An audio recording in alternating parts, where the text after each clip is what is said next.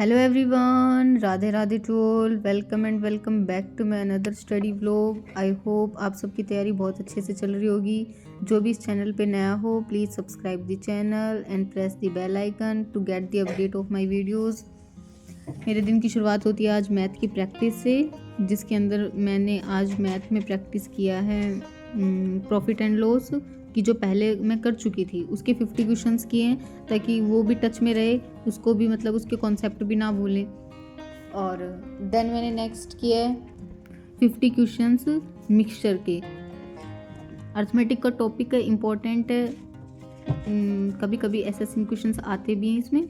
Then mains में भी ज़्यादा होते, प्री में तो फिर भी कम होते हैं इससे। देन 50 क्वेश्चंस इससे किए हैं और 50 क्वेश्चंस प्रॉफिट एंड लॉस से। इस प्रकार मैंने 100 क्वेश्चंस अपने मैथ में प्रैक्टिस की। प्रैक्टिस मैंने आदित्य रंजन सर की शीट से ही की है। फर्स्ट ऑफ ऑल पहले मैं इन शीट्स को कंप्लीट कर लूँ, 1 से 2 बार इनसे गो थ्रू हो जाऊँ ताकि जो कॉन्सेप्ट हैं वो अच्छे से माइंड में रिटेन हो जाए। देन अपन एसएससी पिनैकल वाली बुक से फिर प्रैक्टिस करेंगे, क्योंकि पीछे का भी जो प्रैक्टिस करना बहुत ज़रूरी है। अगर उसको अपन साथ साथ लेके नहीं चलेंगे तो फिर बस आगे आगे करते रहेंगे तो वो कॉन्सेप्ट भूल जाते हैं। या तो आप उनको एक शॉर्ट्स में लिख लो, या फिर एक बार जो जो क्वेश्चंस आपने टिक कर लो, एक बार जब आप उसको दोबारा गो थ्रू करोगे उससे, तो जो भी आपको क्वेश्चंस नहीं आते आप उन पे टिक कर लो। फिर बाद में सिर्फ इन्हीं क्वेश्चंस को ज़्यादा सोल्व करो, क्योंकि जो चीज़ आती है क्योंकि ऐसा होता है कि एक ही कॉन्सेप्ट पे 4-5 क्वेश्चंस लगातार होते हैं, तो उन 4-5 क्वेश्चंस को करने से अच्छा है ना कि आप एक बार कर लो। तो ऐसे मैं उन पे टिक कर लेती हूँ, फिर नोट कर लेती हूँ जो जो क्वेश्चंस हैं। अगली बार से सिर्फ उन्हीं को प्रैक्टिस करना है, फिर बार बार इतनी ज़्यादा क्वेश्चंस को प्रैक्टिस नहीं करना पड़ेगा, क्योंकि एक ही क्वेश्चंस पे 4-5 क्या ही मतलब।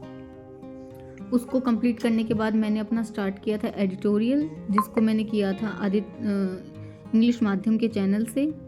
पहले वोकैब को रिवाइज़ किया, जो मुझे नहीं आती थी उनको मैंने नोट डाउन कर लिया था। देन पैसेज को रीड किया। देन ये क्वेश्चंस पे आ जाते हैं। इसमें 25 क्वेश्चंस हैं, उनको एक एक करके मैंने अपने सॉल्व किया, जिसके अंदर मेरा स्कोर था 45 आउट ऑफ 50। इसको कंप्लीट करने के बाद फिर मैंने अपना किया इंग्लिश के अंदर फिक्स प्रीपोजिशंस हैं, क्योंकि मेरा जो मैंने बैच परचेज़ किया हुआ था मैम का, वो कंप्लीट होने पे ही है। तो मैं सोच रही हूँ कि बस ये कंप्लीट कर लेती हूँ ताकि इनमें भी कोई दिक्कत ना हो, क्योंकि मैंने इसमें बहुत ज़्यादा होती हैं, उनकी वर्ड की मीनिंग्स भी लिखवा देती हैं कि फिर जो बाद में कहाँ से देखूँगी मैं। इसलिए मैंने सोचा कि चलो इनको भी अच्छे से देख लें, फिर ये ना रहे कि हाँ बैच में कुछ छूटा था। इसलिए मैम की क्लासेस को लिए ताकि ये टॉपिक भी अच्छे से हो जाए। ये तो धीरे धीरे ही होगा, रोज़ की रोज़ इसको 20-30 करेंगे जब भी होगा, एकदम से तो बिल्कुल नहीं होने वाला। फिर थोड़ा माइंड हेक्टिक सा हो गया, तो फिर मैंने सोचा कि इसको फ्रेश अप करने के लिए अपन मॉक लगा लेते हैं। ये मॉक 9 सितंबर का था, मुझे शिफ्ट ढंग से याद नहीं है फ़िलहाल, जिसके अंदर मेरा स्कोर था 146.5। ये एक्यूरेसी थी। देन परसेंटाइल,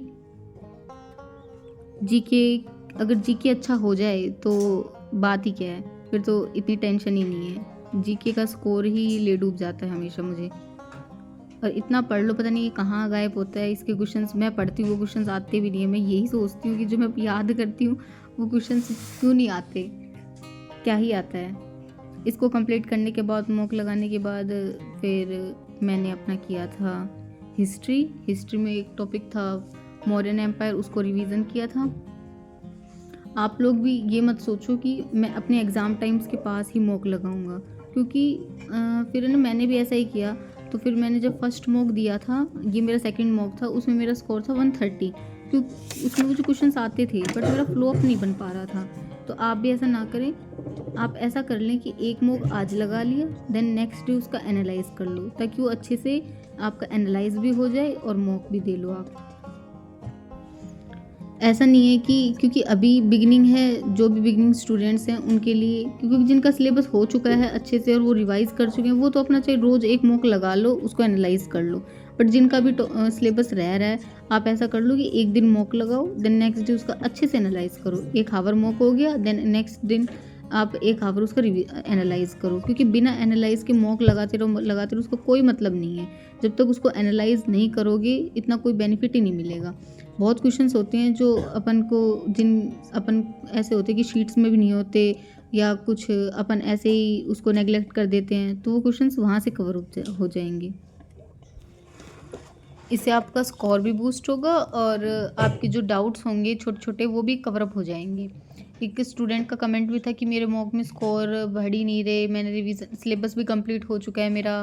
तो मैंने उसको भी यही कहा था कि आप रिवीजन मॉक देने से ज़्यादा मॉक को एनालाइज करने में अपने इंटरेस्ट दिखाओ, क्योंकि जब तक एनालाइज ही नहीं करोगे, चीज़ों को समझोगे ही नहीं, तो स्कोर बढ़ेगा ही कैसे? क्योंकि आप गलती कर रहे हो, जब भी तो आपके नंबर कट हो रहे हैं। और आपने सिलेबस कंप्लीट कर लिया और फिर भी हो रहा है, तो फिर दिक्कत है आपके रिवीजन में या तो आपके मॉक एनालाइज में। मॉक एनालाइज में जहाँ पे भी आपको क्वेश्चंस गलत दिखते हैं, उस टॉपिक को, उस पर्टिकुलर टॉपिक को जाके एक बार दोबारा गो थ्रू हो, उस टॉपिक का रिवीजन करो, ताकि उसी टॉपिक से दोबारा क्वेश्चन गलत ना हो। आई होप आपको ये वीडियो अच्छी लगी हो। अगर अच्छी लगी हो please like the video and subscribe my channel. Thanks for watching.